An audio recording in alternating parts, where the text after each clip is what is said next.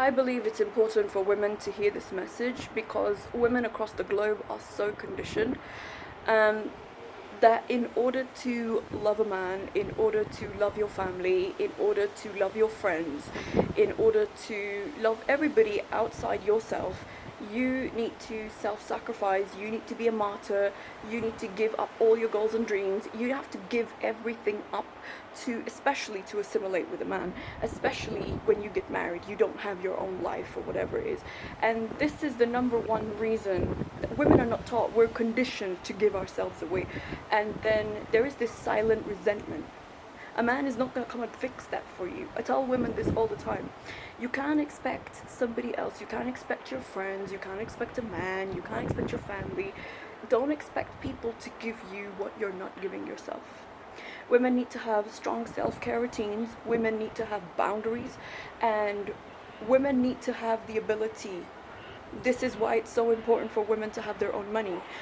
Be educated, have their own car, job, business. Why? Because when you need to walk away, most women can't walk away because they don't have the life skills to walk away.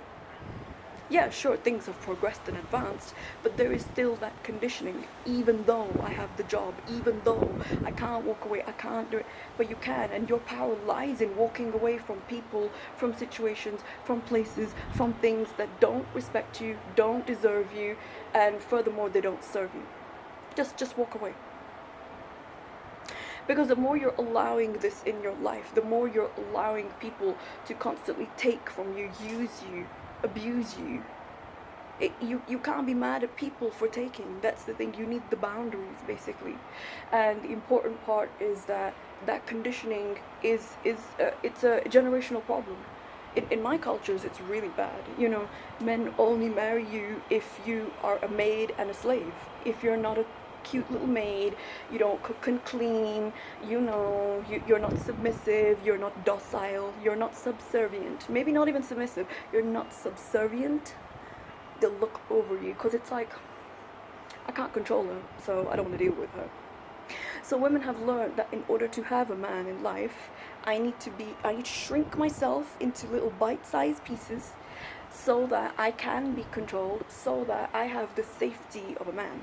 Because I don't know anywhere else, but in the cultures I come from, having a man is almost like a status symbol. Having a man, being married more than anything, is this, you have status in society. Because people won't look at me and be like, oh, she's still single? Oh, does no man want her? What's wrong with her? If there's not something with you wrong with your face or your body, then it's definitely your personality. Then you have some invisible disability or something.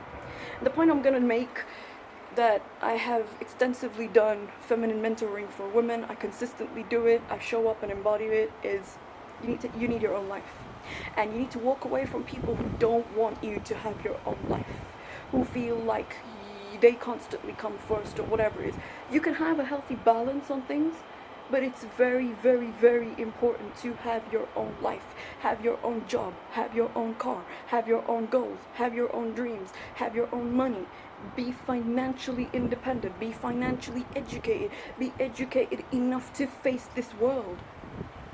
Because for me in Spartanite, the type of women that come to me are the women that don't need a man to survive.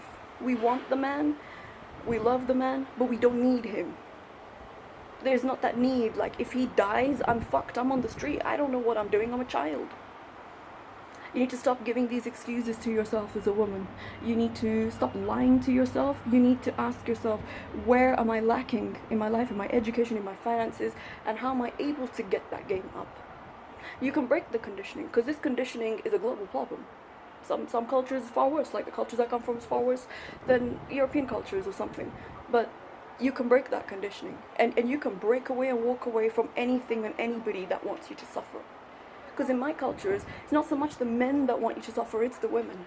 It's I've suffered, I had to be a maid and a slave to this man, I had to cook for 300 people, I blah, blah, blah, blah, blah. That's the reason mothers are always angry, and they're screaming because they're a maid, and they don't have boundaries to set boundaries with their children or with their husband or with their friends, if they're allowed any. So then they get bitter. And you can't justify getting bitter in something if you yourself are constantly not putting those boundaries in. Women need to understand it's a conditioning. And to break a conditioning is not easy. A lot of women feel guilty for putting themselves first. I always hear this mother guilt from people. I feel so guilty. Why are you feeling guilty? What's wrong with you? How else is anybody else going to function in the house if you're not functioning? I've always laughed and I always say I'm a very selfish woman as a Spartanite. I'm actually quite proud of that, because there will be no chance or no point in my life whereby somebody will come in and be like, hey, do you know what, I want you to be a maid to me. No, it doesn't work that way. So there has to be an understanding. And I've extensively worked with Mama, Lilith, Duchess Bean, Nyx, the female spirits, basically. And the answer is always the same. You need your own life, and you need to have those boundaries with that life. Being feminine does not mean that you are a slave or subservient or docile, or you cut yourself down for others.